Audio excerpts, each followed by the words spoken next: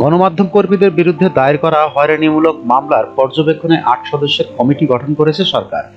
আজ সোমবার ৭ অক্টোবর তথ্য ও সম্প্রচার মন্ত্রণালয়ের এক অফিস আদেশে এ তথ্য জানানো হয়।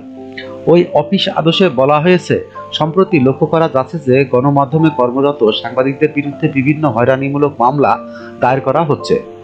হয়রানিমূলক এসব মামলা পর্যবেক্ষণের লক্ষ্যে নিম্নবর্তিত কর্মকর্তাদের সমন্বয়ে গণমাধ্যমে কর্মরত সাংবাদিকদের বিরুদ্ধে হয়রানিমূলক মামলা পর্যবেক্ষণ সংক্রান্ত কমিটি গঠন করা হলো। কমিটি গণমাধ্যমে কর্মরত সাংবাদিকদের বিরুদ্ধে বিভিন্ন হয়রানিমূলক মামলা পর্যবেক্ষণ করবেন এবং সময়ে সময়ে মামলার বিষয়ে কর্তৃপক্ষকে অবহিত করবেন। কমিটিতে তথ্য ও সম্প্রচার মন্ত্রণালয়ের অতিরিক্ত সচিবকে সভাপতি করা হয়েছে।